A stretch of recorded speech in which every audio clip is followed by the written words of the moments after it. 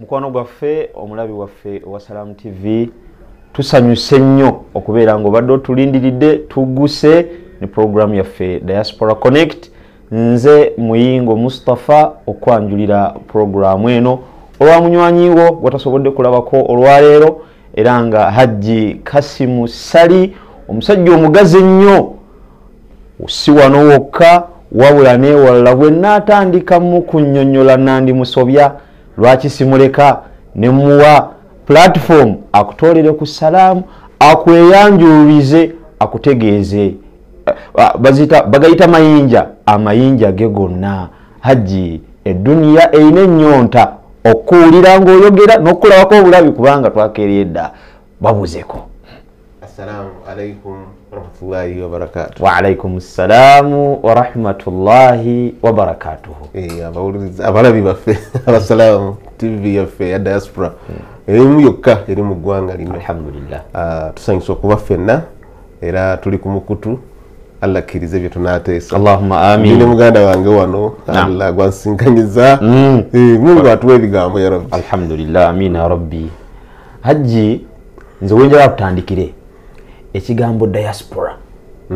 Oba twali badde tusooka kinnyonnyoka nga tunyonnyola diaspora ne kibuli kubanga gwe Kasimu kyokka ate tuwulira omuntu gwe tusinga okuwa ekitiibwa wano mu busiraamu bwa Uganda ye Mulangira Kasimu Nakibinge. Nze katangambe nti alabika yajja naye asaafuliddeko eryassali nenyolweguma nti sigenda kubeera na Mulangira. Waliwo enkolagana wakati wa diaspora ne kibuli tutandikiraawo. Allah kirize naye tulina enkolagana nnene ffe aba diaspora. Naddala mayinze president w'abasiraamu Alberta kati Alberta Muslim community no kibuli balongo.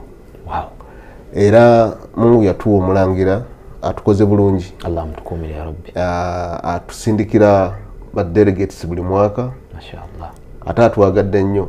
Ate bamu ku bapatroni baffe mu diaspora. Mashallah. Tulina ebibiina byaffe tuddukanya ng'abasiraamu naye nga yewe bapatron. Okuva ku Bamaseka Muzaata ne ku mulundi oguwedde yatusindikira imaamu yennyini w'ekibuli Seka Mutyaba n'atusindikira n'Omulangira nga kuliko n'omukyala nga gurupu nnene kugamba ffe aba diaspora mu Muslim community n'ekibuli tosobola kutwawula. Naye enkolagana eyo eba yava dda ffe mu buto nga tukula muyiba nzala kawempe mbogo. Mashallah. Kati ffe twatambulira na Mulangira atali ono taata era ffe buli yajjanga buli jjuma ey'okubiri yagisaaliranga waffe Wambogo.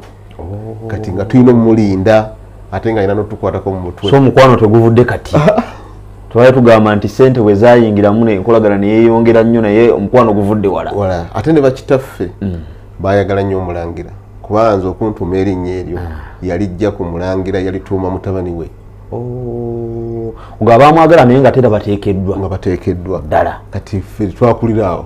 It's a family, it's a trench yetugamba nti kubo ate gwe mumuli gwaffe. Mashallah. Twagala atulaba omunnyonnyolemukko ekigambo diaspora kitegeeza ki? Diaspora ngazi naye kibanga bwolaba ekyalo. Kyekyalo ekirinaanye Uganda. Ekyalo Mbarara. Uganda. Okay, Uganda. Kati kyonna ekyalo ekigirinaanye. Kenya eba diaspora. Tanzania diaspora. Ogamba kyonna ekiriraanye Uganda. Ekitali Uganda. Oba omaze okugenda mu kituyita diaspora. Naye mu diaspora mulimu ebintu bingi. Diaspora ngazi ate ku mulembe guno egaziye nnyo kuba kati bannayuganda tusukka milioni 10 abawangalira ebweru wa Uganda. Bonna in total tusukka emitwalo milioni 10 kati tuziweza nga tuli wabweru wa Uganda. So diaspora ngazi that means a contributing kinene mu nkulaakulana y'eggwanga lino mu culture mu values ne kye tuyita infrastructure development. So tukoze bingi nga banda diaspora. So diaspora nze nga president wa Uganda Culture and Diaspora ntambudde amawanga mangi nga meeting abantu abo n'okulaba nga tusitula embeera z'abamu naddala ffe community yaffe kubanga abo genda tutunulira nnyo mu diaspora ekyasinga okusemba ngera mu Uganda ng'olaba nti obusiraamu bwajja mangu naye ate ne busigala nga buli mabega. Kati ne diaspora bwetu bwefaanana nti bannayuganda bangi twagenda nga amanya masiraamu ne twatuukirira amanya ne gafuuka nga tegasi masiraamu. Akusooka okanyonnyola olungi Haji.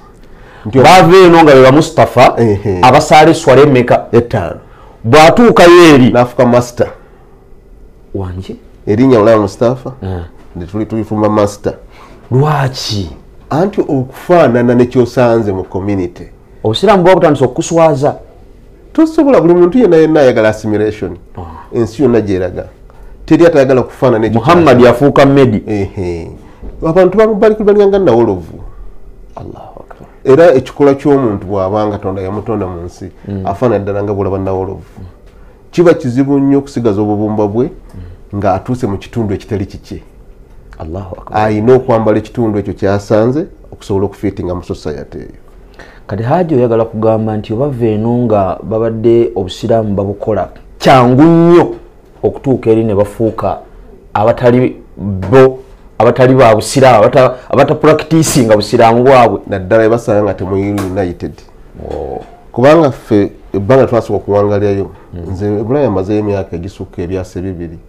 So bwemba kugamba ekintu ddala kyendabako kyenalabako nti nalabako nga omusajja azze nga Haji n'erinnya nga aliina naye n'atandika okukola ebintu nga si bya busiraamu naye ng'erinnya alisigaza. Kakati olw'okuba teyasangawo any union of organization egatta basiraamu kuba bumu kati twatandika okutuula nga bali mu diaspora era nze kyola nze nasooka okuba musaale mwaka 2024 ne bannonda okubeera president waabwe up to now kubanga ne bajja mwalimu atya toluddeeko nnyo nduddeko naye tebakkiriza nze kati ndi eno nakamala n'emyezi egisukka 5 bagamba nti mugire tebagati alinda lwolidda tukulinze kugamba obafuze bulungi. Nedda kye nakola nasooka ne mbaagazisa nti newaokubadde oli ekyo ky'oli muslim kati ate waliwo ababagoba obugobi naye kati nze ate benjagali bensinga okwagala ennyo yoyazze n'abanga yeyambula ekitiibwa ky'obusiraamu oyo ate mwagala nnyo omukubumudaabuda n'okumulaga nti olina kusigala mubuufu obwo kubanga bw'akomawo bw'ati asinga bano ababujjiddemu ekiba kimubuzizza it's community gyasanze. Haji njagala nawe mbadde njagala okutwala yadda wala tewanyisikidde bulungi akaseera kano ke tulimu ka hijja baganda baffe abo abali mu diaspora olaze ekiri nti kinene ate nga nayo oyinayo amakanda ne Alberta gy'osinga okuba n'amakanda nabo balina omukisa okubanga bali eyo ne bavaayo ne bagendako mu hijja. Tukolera ddala obusiraamu ddala today ate obusiraamu bwe tubukola nga bufaanana ddala n'obwawano kubanga tewali kati structure ya busiraamu gye tutayina kuba twaddira ne tubuzimbira nga bwe nagambye tetwabuzimba n'abategeera ddala obusiraamu twabujja kibuli ate nabo batuweereza abawalimu buli mwaka kati hijja umura tuzikola ne ku mulundi guno najja tyowange agenda mu hijja ng'aveeyo. Wow, masha Allah. Era ajja timasitula tulimu kumuteekateeka asimbule agende maka ali mbalamaza mu mwaka guno. Masha Allah. Kyobolaba naye nga amaze emyaka egisukka 15 kuba bukyazi yajja mu 2009 ali myaka mingi. Masha Allah. Kati n'abasiraamu abalala gye bali kuba last year era waliwo bannayuganda abakola naffe twagenda era netukola nga tuva eri ate musoso gamba nti ate kansoka eziro okwaffe ate paasipooti nali manyi bikaluba okugamba nti omuntu avudde n'akozesa paasipooti ye oba kitukozesa kubanga abadde mutuuze eri anti bw'oba ova Canada ng'ogenda okukola hijja oba umura tetwetagisa visa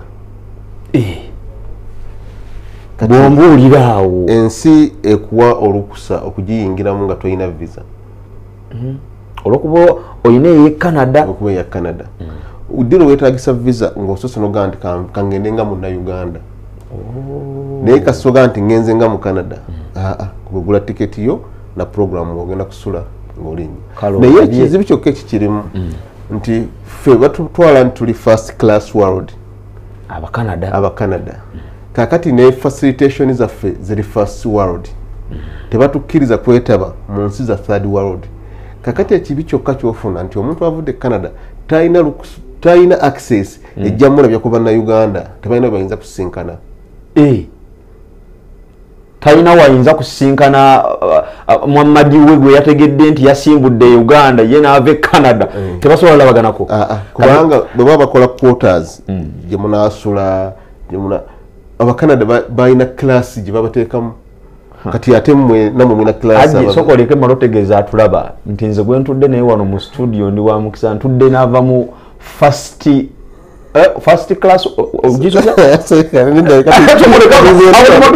okatanya njagala ali eyandaba ategeere nti kati saawa zino nsobola okutuula n'aliva mu first class nembeera nga nsigadde mu third class nange ndabika najjulukuse ddani mu first class saba Allah akwongera obulungi ajje awo wattanyiddwa bulungi era nkakasa atulabe yafunye ekinyegenyege waliwo kye bayita Uganda kwe kwaffe atulaba yandyagadde kubanga sikakasa nti omaze okutegeera nti bw'obeera Canada obeera mu first olina gy'okyogedde mu kimpangire mu first class world yandyegombye nnyo okubeerako mu first class world n'abanga nehijjo wamara zakola of course zibeera mu first class ebintu bya Allah bisigala bifaanagana no doubt naye ensi eno erinamu VIPs ate Allah yakiteeka bw'atyo of course Allah buli omu yamuteekateekera mu ngeri ye so bona abasajja abasaudi olwa security buli kimu kye bakitunuulira ne batunuulira amawanga ago bagawa kye bayita first class world visas kubanga ne mu nsi zaabwe bali exempted ensi wegambye nti gwe oba oyagala okujja mu nsi yaffe erinnya nga bw'oyagala bemaze okukuwa exempt esingayo yawaggulu so kibatu kye bakola kati ne bategeka ensi ezo mu quotas ezo ne bagamba nti ensi eno neeno ziba zijje waffe bazitegekera mu class zaako hotels buli kimu bakyawula for their safety n'enkolagana gye bayina bayinza okulwalira awo nga bagenze beetabise n'aba third world class world no si kye baatunuulira naye baatunuulira nti oba money value for money n'ekyo I see kubanga era ne ssente zaawukana wano nalabanga bw'oba olina $5,000 oba osobola okukola hijja of course e Canada oba olina $1,000 oba osobola okukola hijja kati era ne ssente zaawukana kubanga era kwokirabira nti wepe $1,000 wantusasula $5,000 njagala twogere ku Uganda kwe kwaffe atulaba nkugambye yafunye dde ekinyegenyege agaana mubutuufu nyinza okubanga naloba dda Allah katusaasidde nga ndi ku Salaamu TV nenfuna Haji Kasimu n'abanga azze antangalize conference eyo esobola okubeera emmanduso ennyamba okubanga nva mu third class world ngendeko mu first class tujja kitwala nti Uganda kwe kwaffe yaddala kyosooka okukkiriza ate baddewo emyaka tuba tuteeka this conference nga tukompitinga n'amawanga amalala nga bwolaba America bw'erina UNA Canada erina Uganda kwe kwaffe so in this process tubadde tusituliramu bannayuganda bangi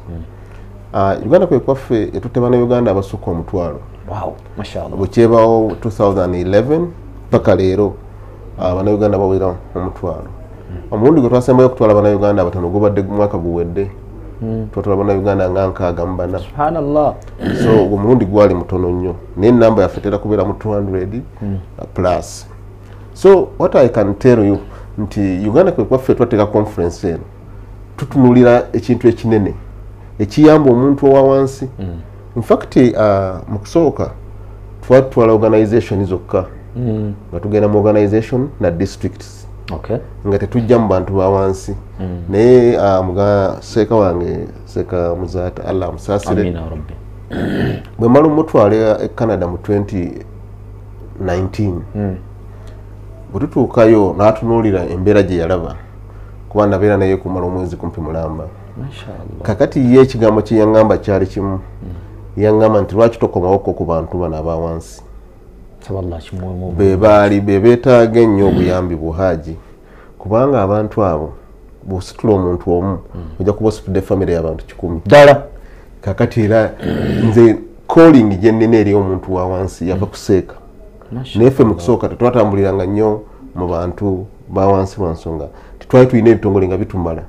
Ogenda mu Bank of Uganda n'olaba gavana ne mwogera n'akuwa ababaka 7 ng'akuwadde oleda abalina abalina n'embeera eyinza okuba nga ebasanyusa mu ggwanga lyabwe balina, kubanga kyetwanoonyanga is accessibility. Abantu batambudde batyama kuba conference yaffe buli mwaka erina okubeerawo.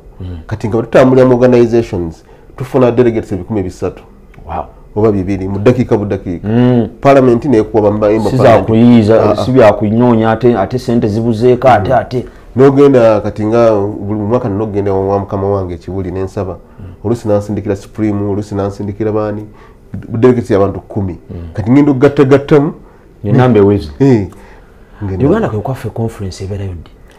Buli mwaka tugitegeka okuva mwezi ebeera mu sama, katugambe nti sama. Sama ya Bulaaya piiki yaayo nga bw'ogamba nti kati eno nga bw'olaba nti hijja piiki yaayo ebeerawo mu August.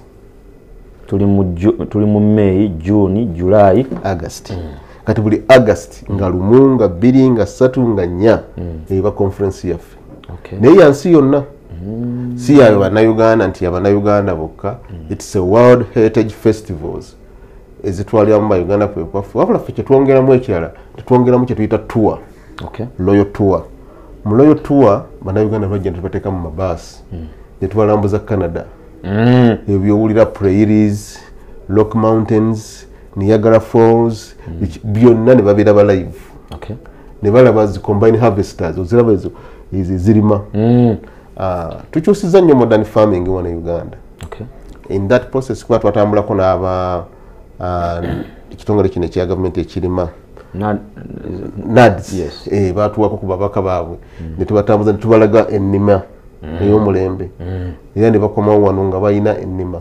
In fact nalikoko nyamuganda wange bamuyita Muhammad Kalisa, simanyi wali omulabyeko, ne tugenda ne tubasomesa. Twakola omusomo mu barracks y'amagye awo Magamaga nga tusomesa ba NADS okumala weeks 3 nga tubayigiriza engeri gye bayinza okukolamu ebyobulimi, kuba nze nsobola nnyo okusomesa modern agriculture farming ng'omuntu. Kakati twakolako project eyo nga nnene naye ng'ekigendero kyakyo through Uganda kwe kwaffe. Kati Uganda kwe kwaffe gye obadowooza it's a wide program. Erimu projects nnyingi kyova olaba esobola okuba nga eri facilitated either by the government, by the state ezaffe eza Canada n'abantu bakinnoomu okusobola okuba nti buli mwaka bagiyimirizaawo olw'ebigendererwa ebirungi. Sabo Haji tukweyanza ebyo Allah tumusaba asinziira okwo akuwanvuyiriza obuwangazi benefits ezo bannayuganda bonna. Nina kenjagala osooka nga sinawo kugenda ku kibuuzo kiddakawo nekyempulira ekinsiiwe ennyo. Conference eyo erina besosola kuba salaamu neeno tera wabasiraamu bokka, erimu n'abatali basiraamu nga bagikolamu oba nga bagiraba. Kakati Uganda kwe kwaffe conference kuba nza sitogambye nti mubaamu okulambula ntugenda tubalambuza Canada nempulira nga ndabanga eyali badde eri open nti n'atali musiraamu njagala kijja gy'oli n'atali musiraamu asobola okwegatta ku nsonga eyo. Project eno teyazimbibwa ku ddiini oba mawanga oba kika kya muntu. Programu yazimbibwa nga ya international build up nga abantu abagyetabamu bava mu mawanga amalala bava mu Uganda bava ne mu basiraamu nga bw'ogambye. Naye abasiraamu kyasangibwa nga kyaji ekiyamaani waabwe. Kakati tesosola muntu yenna kyova olaba nze abantu abasinza okuŋŋanyulwamu ate si n'abasiraamu kubanga abasiraamu beetya. Abasiraamu bali so naive, buli kimu bagamba nti si kyaffe, balimu babateekamu ndowooza eyo banga bakula. kakati buli kimu balabanga bo balina okusigala emabega tusika basike kati nze abantu bena kati natwala oli okuva ew'omukuuka Embaale mu covid time natwala abantu 37 kuva mu institution emu naye tekwaliko n'omusiraamu era bonna banjagala bampita muganda waabwe baba oba haji obuzibu awaawo njala sikireka for defense si defending abasiraamu naye oba ebisale biba biwanvumu netusangibwa nga abasiraamu akasente musajja omwana omuwala omunyaŋŋamba abasiraamu mwogera bulungi naye obuzibu ebintu bya masha Allah insha Allah akati oba obuzibu buva mu kasente kano nga kaba kangimu basiraamu bebatalina sente no abayinza okuba n'okwagala okugenda kubanga nange kinkyalengenganga gwe kikyalengenzi naye sirowooza nti ffe abasiraamu tetulina sente of course mwe bali abaziina abasiraamu balina nnyo sente naye they are naive ate n'ekirala bo abasiraamu bamanyi nti omusiraamu alina kugenda oba mu nsi emu eruwa Saudi okutambula kwabwe kwonna ndaba bakubalira mu ekyo naye ate obusiraamu bukkiriza migration true obusiraamu bukkiriza omuntu okuva mu nsi endala n'agenda mu nsi ddala for green pasture ddala yeddiini yokka nze gye naakasoma ekkiriza ekintu ekyo kituufu kati simanyi ate lwaki bo tebagala kipracticinga era sebo awo Allah ajja tubuuza ekibuuzo nti lwaki wabeerawo awo obwavu ne bukuluma kubanga inna ardallahi wasi'a ensi nga genda keeri awo kajeyo bulungi nnyo naye tage ya naifu okubanga bali naifu Allah bajjemu obukopi the best word due to lack of the best word to use for naive kubanga bakopi eba doctrine yes ekuteekebwamu eiza bakadde bo oba bujjajja n'okula nayo saa kwezinga buli kaseera oza sikyo si kyaffe ekyo si kyaffe kakati bwasoobera n'enkola eyo tosobola kuvaayo kati kyobalaba bano bannaffe betuwangala nabo bo bali aggressive in nature buli kyebalaba wali opportunity they grab it kati Uganda kwe kwaffe twassawo platform nungi nnyo tesosola ate nze agirimu njagala nnyo kuzimba ne community yange kubanga nzimbye sijja kukisa bw'otuba kati Edmonton natandika n'abasiraamu 7 katuwera 200 oba 300 ate nga tukyeyongera eba community ddala tuyesobola okwesaaza ejjuma tusobola okusala yidi yaffe tutulanga na kuteekawo muzikiti naye ate nyakukakasa nti era nze nasooka okugulawo omuzikiti ogwasooka mu Canada oli muyitirivu ogwasookera ddala e Canada nze naguggulawo ezo ligasi so bwe twali tukola ebintu bino tubikola in that platform nti tuzimba ekintu naye nga naffe tukifunamu naye nga tetukotogera bannaffe balala ku advancinga. Allahu akbar walillahi alhamdu. Mumutegedde gwendi naye Haji Kasim Salye. Ekibuuzo kyange kyenafunye ekirala omuntu bwagenda mu conference Uganda kwe kwaffe aba asuubirwa kubeera yubanga ki kubanga conference ogeze n'ogamba lumu 2 3 ye conference August kakati gwe wandeese Haji Kasim gwe wantutte conference ewedde gyontutenze Geoffrey siinayo wa Uganda siinayo mukwano gwange oli bize gwina abantu bayitirivu olinayo n'amakaago on the safe conference ewedde in fact ekimu kitufudde nowe ekisinza okutufuula ab'amaanyi kangambe kali nganze ye offer gyempa baganda bange abajja mu diaspora kubanga nganze ndi settlement manager. Come again? I'm a settlement manager. Settlement manager? Yeah. What do you mean? Kitegeeza ki ekyo? Mu kitegero kwangu nti nyambako abantu abange okufuna obutuuze. Okay. That means mmanyi bingi mu kutuuza abantu okufuna obutuuze. Okusinga n'okugoba visa. Nze visa si yange era sigina mu mukono n'ekiri nkinamu omukono. Okay. So teriyo omuntu yali azze Bulaaya nangamba nti mwami Sali siddayo ne mugamba nti kubanga ffenna twajja buzi nze tebanzaala eyo. That means nange nagenda nentuuka. Oyogedde mwaka ki ogendayo? Nakamala katubala ebisanja ebyasa. Ebyasa dati myaka 10. Tuli ngenda mu 3.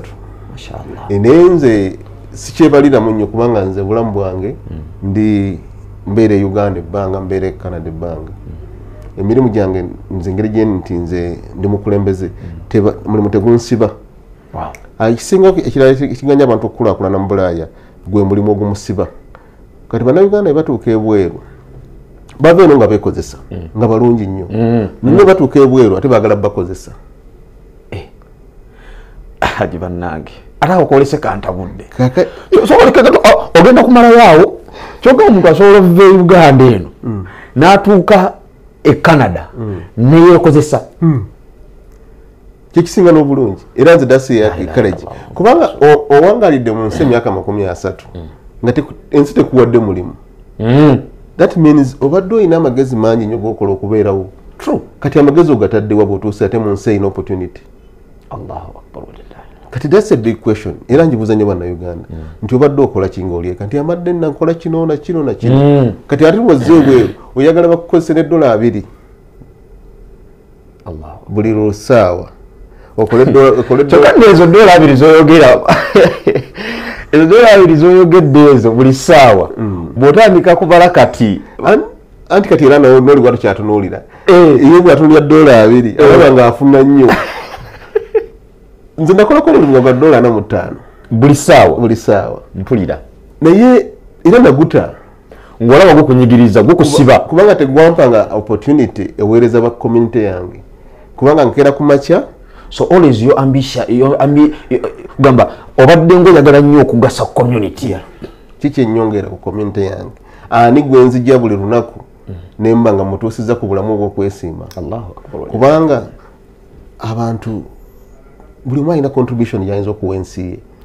Nze nalaba nti contribution yayinza okuwa ensi yange kujja abantu mu poverty.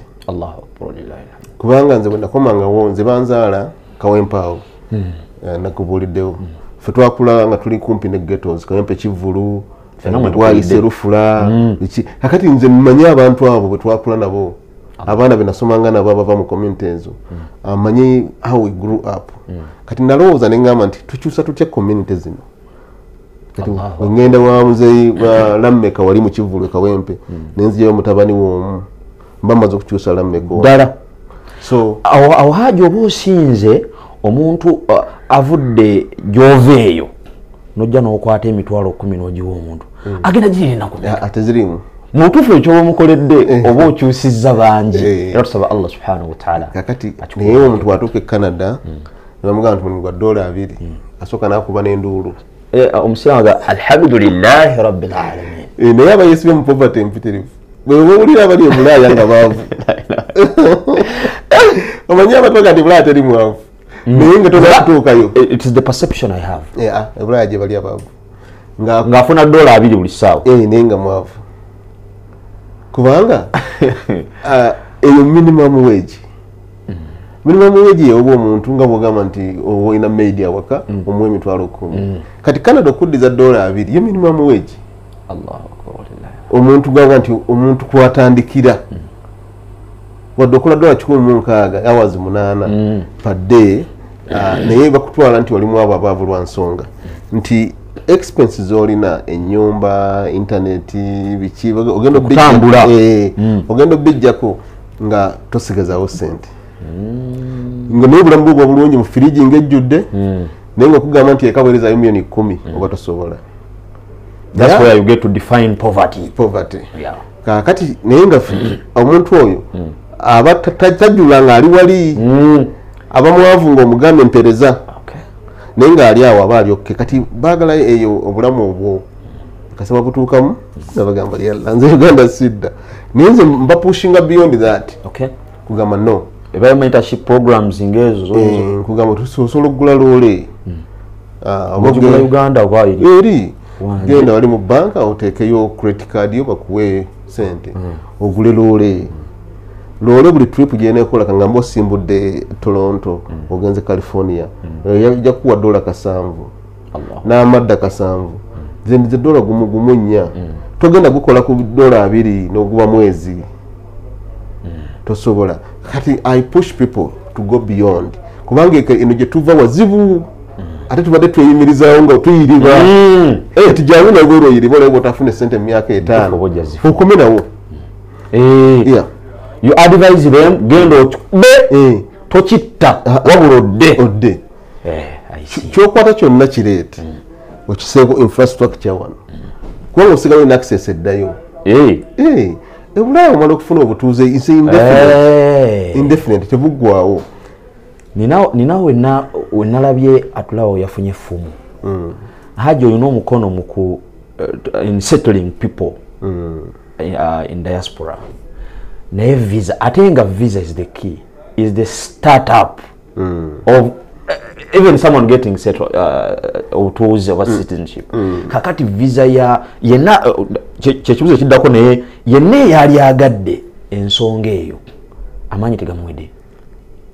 Visa nzibu visa kyeyabeerera ekizibu teri Munnayuganda aginaako access. Bo bennyini aba Canada department yaabwe eyo bagyesigaliza ngera amawanga amalala buli ggwanga lirina first class world limitinga how to give the visas. Naye nga bakikola lwa nsonga emu, bamanyi nti buli muntu agenda mu nsi yaabwe tajja kudda. Kati imagine amawanga gonna singa gaba batadde obuteesi muntu ng'ayingira tebajja kusobola kumanaginga their budgets kubanga ffe tutambulira mu quotas zaffe nga mumanyi ensi ne bagaa nti kati ekibuga Edmonton tukisubiramu abantu omwaka guno 12,000 kati ku bantu 12,000 babala nti bagenda kuva mu nsi yonna si Uganda yokka. Kati Uganda bagaa tujjajjiwa abantu 15. kyokka ate waŋŋambye eyinza okuba example waŋŋambye last year you didn't make even you said 64 what kyeki kiyinza okuba nti ekyaleeta koze era abantu baba mavisa oba bamama lwa nsonga bbiri. Omulundi ogwasooka guli twatwala abantu 15,000. Kakati Bannayuganda batuuka ebweru ne beekalakasiza ku street zaabwe. Tebatuwadde byakusula batugamba tutuuka tukola. Kati Munsege nagamba where are these people coming from? Nti Uganda. Kati ne bassaamu obuzito obulala mu application. Kati bona abantu abatadde application zaabwe by that time they were rejected. So tebaba rejecting nga tebalina bisaanyizo. Olw'ekikolwa bali kye baakola. Secondly, Bannayuganda era batuuka ebweru ne bagenda mu bibuga ebirala baaganira kituyita welfare. Omanyi Bulaaya eyo buli muntu ayingirayo bamuwa obuyambi startup. Kakati bakuwa obuyambi dollars zibanga 800 buli mwezi. Kati Bannayuganda up to now waliwo abakyaziriko bazigaanirako. They got comfortable. Bo batukawa ne bagamba ffe tutadde. Era afuna lunaalabwe asula wa munnaawe wansi n'akwata lunaalabwe n'ajjako ebibiri n'aweereza famire ye ne yeesirikira. Oba paka ddi tayagala kumanya yawona embeera embi. Kakati ekyo kasooka tukoye bweru n'ogaanira ku welfare oba okutogera banno abali eno. So Bannayuganda kye bali badde nga baagaliza bannaabwe ekintu buli yali badde atuuka mu Canada yali badde anoonya bulungi kyakkola n'atagenda ku welfare. That kiyamba ensi eyo okumanya nti Bannayuganda tevaayo bantu bagenda ku sisitimu yaffe gy'abusinga kubanga ensi ekuwa obulamu n'ekuwa health n'ekuwa education n'ekuwa shelter n'ekuwa n'ekyokulya. Akati lwaki ate ogisako burden ekulabiririre ebbanga eddene kubanga Canada kyesinga amawanga amalala buli muntu aliyo ali mu first world kabenga yakajjanga refugee bafuba okulaba nga ebintu ebyo abirina bakuwa n'engoye bakuwa n'engatto ne bakulagirira nawojja okujja omufaliso gwogenda okusulako. Bo kyebagezako kukola nti buli muntu afaanane banne naye kati Bannayuganda batuuka ku benefits ezo tebazivaako. Nze mmaze emyaka egisukka 20 simanyi na welfare yawe efaanana. Si famire yange si ki. Ate era mbadde agenda kubuuza nti omuntu atuuka ddi n'ava ku welfare eyo gamba batuuka butuusi automatically ne balekeraawo oba you put some dinner ogigaana ogaana edda kati. Canada erina emirimu mingi so bassaawo emirimu nekintu tuyita ne job banks nga bwalaba nti food bank tulina ne job banks. Ogenda mu cafe oba bagiyita resource center n'onoonya emirimu nga oli ku internet kwokka bwoti ne givaayo nga 10 n'okyuzinga gwolina okukola. Kakati Bannayuganda ekyo nakyo kibalema. Kakati buli bwofuna omulimu oba olina okuva ku welfare. the kubanga tebasobola kujja ku welfare nga tulina kyokola so kyokola kufuna kubba ate n'okubba era abakuzza Canada olekawo nga waggule ne weebaka otulo paka bwe bukya kalicha y'obubbi eri eno Uganda class world Uganda ffe kalicha yaffe bubbi oli bw'abatabyenga kondo era alina engeri gyabbamu endala naye ate Bulaaya ekyobubbi tekiriyo kubanga ekintu okireka onookisangawo teri muntu ayinza kujja kutwala TV teri agyetaaga kuba teri ayagala TV eri teriyo gye batunda bikadde ogenda giguzaani bwe batalina gye batunda bikadde ogenda gikola otya kuba ebintu byonna buli kyotakola kigenda mu recycling oba kunoonya ffe ng'abatikka balina container kitikkamu kireeta eno naye ate era n'okukitikka kimanyi wabaawo prerequisites wakifuna otya anti wootundira oba n'okulaga obujulizi obulaga nti kikyo tolina wootundira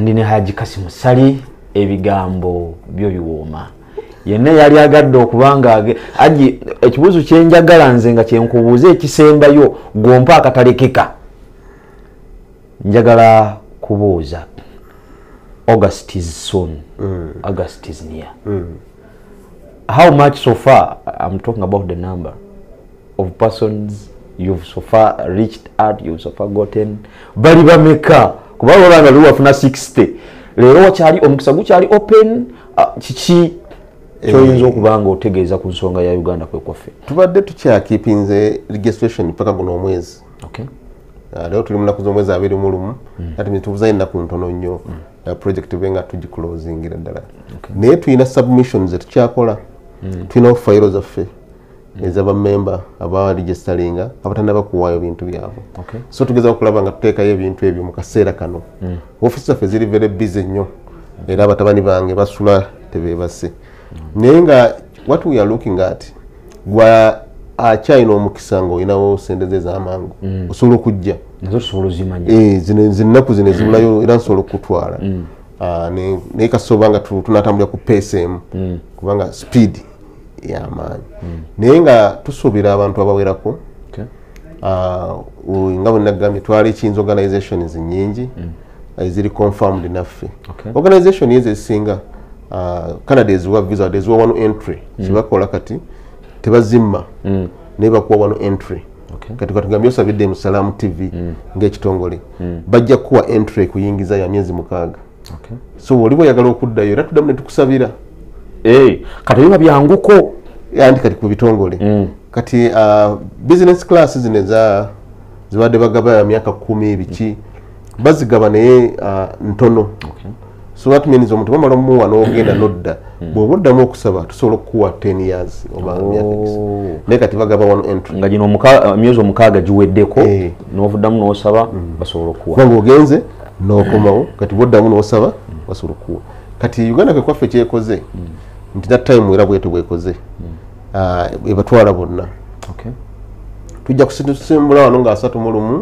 July ate tusuubira nti emikono gyaffe gijja kuggwanganya kati buli Munnayuganda waddembe omanyi visa eno ekera kateekateekako wadde oyagala visa sinze njikuwa awo wayogedde oli clear nnyo kati akuwa visa mu Canada kati gwe decision yo okomawo batokomawo yiyo na mu Canada kuba sinze nakuwa nze am a bridge nasawo lutindo kuba tosobola genda Canada nga toyina lutindo oyita kulimbanga invitation kikulu nnyo so tusobola tusawo lutindo omuntu kwayita okuyingira kati ffe kyetukola kyokka Haji simanyi oba atulaba okusobola okwongera okufuna answers z'ebibuuzo enamba ozigaba eza ofiisi zibawe abantu bafune omukisa kubanga oli bridge Allah yatukuwa ate n'akuleeta mu lutimbe luno olw'emirembe okwongerera okubeera bridge okutuusa ku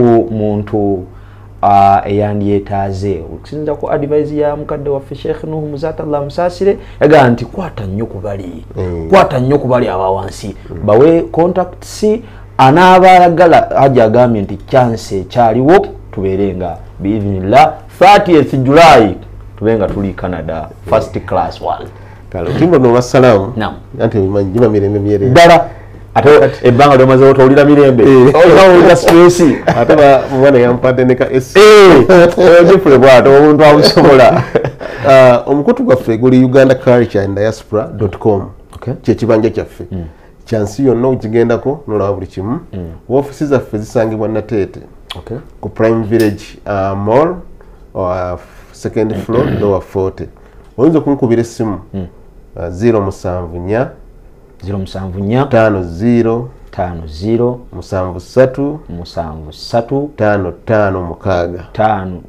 55 once more please Haji. Eri 074 50 50 55 mukaga. Mfagiro waliwo ne yangamba nti Haji nambugisoma kumu oba ogiddemu ogusembayo kanjidemu okusembayo okuba ku simu eyo nze ngikwata nze kenyini eri mu 074 073 55 mukaga.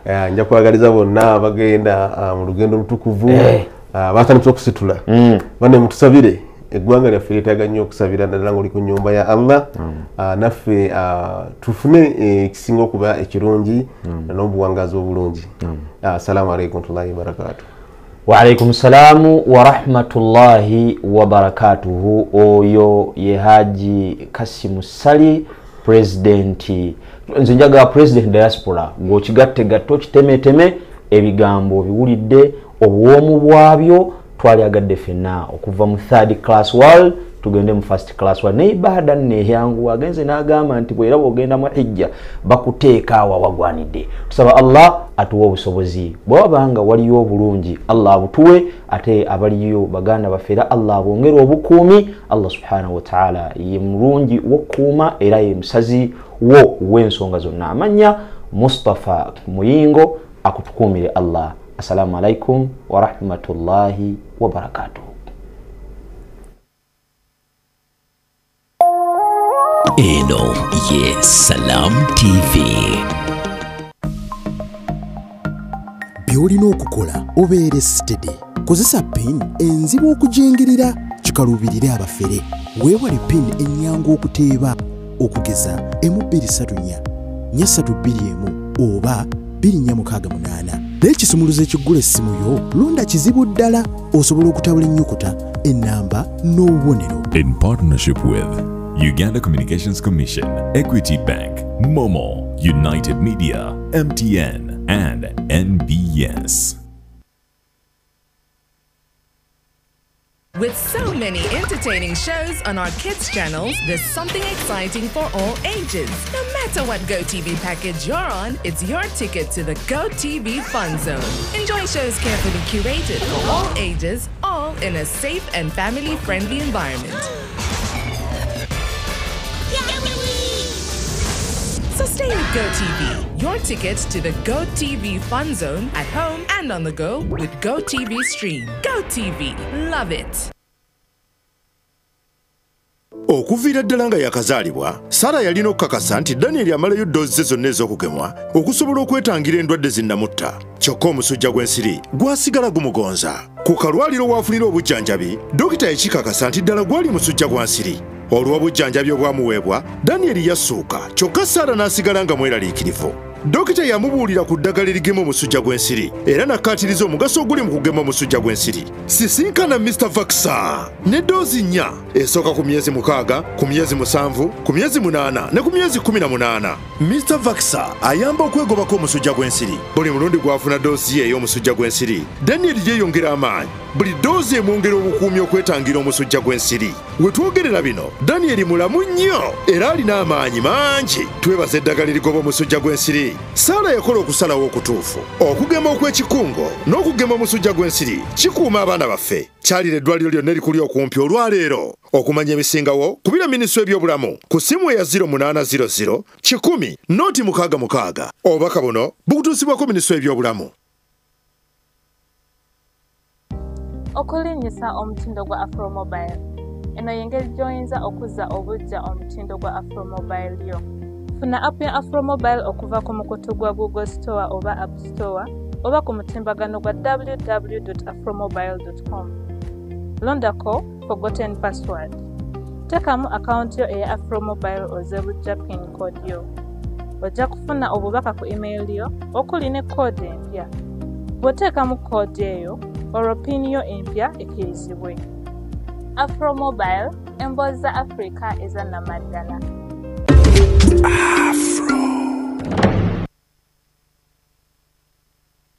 Here's your chance to win school fees for your child for a whole year. Just pay school fees using Momo. Today we are at Lukman Primary School that's located in Kauku, Bwerenga, right by the lakeside. We have a happy customer who paid for her daughter's school fees. Nuru wano muwanguzi era agenda kusoma guno mwaka gwonna MTN Momo esasudde yo akolegwa akusoma. Ngasasula bitundu nendeta nensasulako nasigala nga babanja natuka okuwumula nga tannamalayo banankisa bibadde byangu nemwebale nnyo mwebalira mpulira nga essanyu limpitidde naye mpulira ate kati nga kaba bukaabi mu mutima mwebale nnyo mwebalira kula nga nze muwanguzi nakonde North. Dial *165 *80 hash. Select option 2 for school pay. Select option 1 to pay school fees. Enter the student number and amount and approve the transaction. You will now enter the draw to win school fees for your child for a whole year.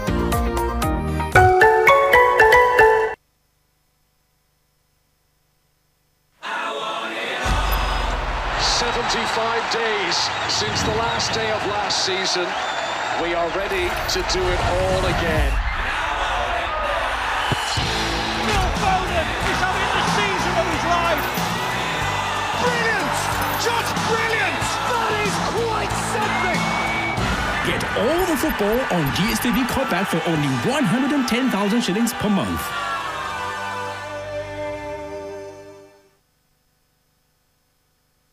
MTN Momo ekuleetedde investor nga yenkola eyeesigika okusobozesa okukozesa ssente zo okukolera bakasitoma basobola okuyinvestinga okutandikira ddala ku 10 okwefunira amagoba ga buli lunaku ate n'okugyayo ssente zaabwe ze beeterekedde akadde konna we bazaagalira. Goberera emitendera gino nyiga *165# londako namba 7 invest and insure zaako namba 1 invest with Momo londako 1 investor yingizaamu pini yo okusumulula amaanyi ga investor. MTN nga tuli wamu tewali kitulema.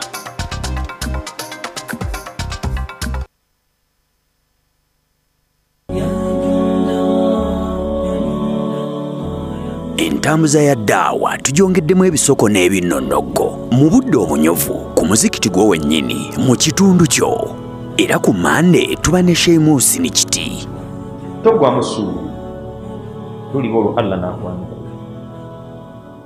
okuwanjaga kukonna ng'akuwulira gwe tossa mukka tossa mukono kusaba togwamu ssuubi. Olwokubiri Sheikh Salim Bosa wasta'inu bis-sabri was-salah mweyambise nnyo okubeera abagumiikiriza era mweyambise nnyo okubeera nga muyimirizaawo esswala. Olwokusatu omulangira Sheikh Ndawula Siddiq bino binnonogo byennyini mu budde obunyovu.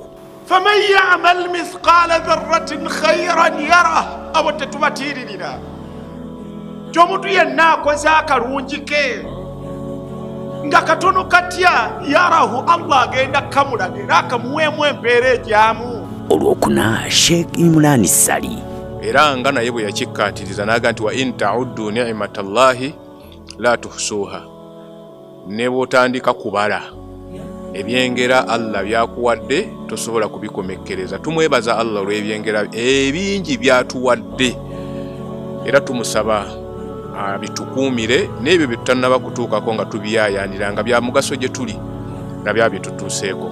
Tukyafumba omutwe. Olwokutaano Dr. Senjala mu kiseera ky'omuntu ng'ebintu bimusobedde ibaada gy'akyasinze okukola neyagalwa nnyo ewa Allah mu kaseera ako ye ibaada ey'okusaba Allah tabaraka wa ta'ala. Tukyakuteekateeka mu nteekateeka entuufu era ku Lwomukaaga Buuza Oyige ne Sheikh Kasimu Kiyingi. Abaseeka bakintumye basheekha abakulu mu ggwanga tiddalasa ziddemu mu mizikiti naddala eza Sande ne ku Lwomukaaga abaana basobole okusoma eddiini yaabwe bayimaamu mukiteekemu amaanyi ab'ettwale abaana basome ku ddiini yaabwe nga bagiyiga ku mizikiti buli lwa Sande n'abakyala nabo basobole okusoma ku ddiini yaabwe tusobole okutambuza eddiini obuki obulungi. Lukyali lusufu olw'omukaaga anti tukuleetera ne Dr. Fithi Walusimbi. Awo bwe tugambira nti fahaadha min baabi awla.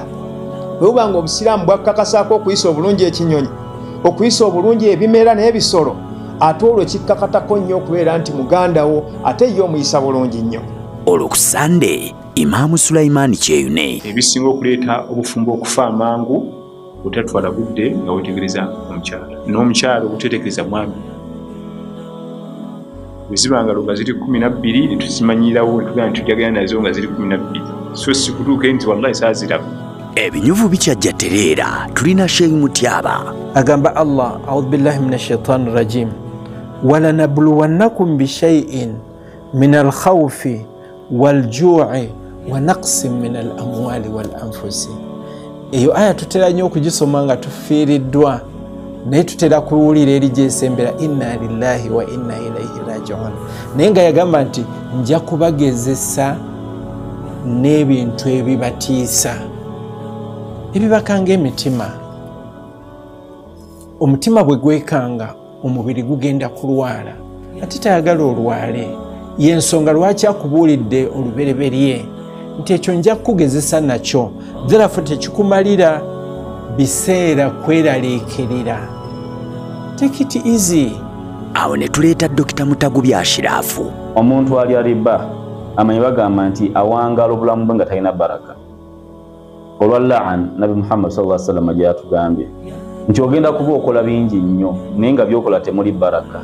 Abayivu tebaggwayo. Obwo bwe bunyuvu bw'ebinnonogo mu ddaawa wano ku Salam TV, olutimbiro olw'emirembe.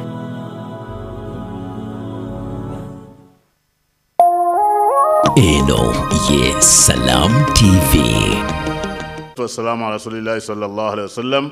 Allahumma la ilma lana illa ma 'allamtana fa'allimna ma yanfa'una wanfa'na bima 'allamtana وزدنا علما نافعا عملا صالحا انك على كل شيء قدير. أعوذ بالله من الشيطان الرجيم. بسم الله الرحمن الرحيم. وأتموا الحج والعمرة لله.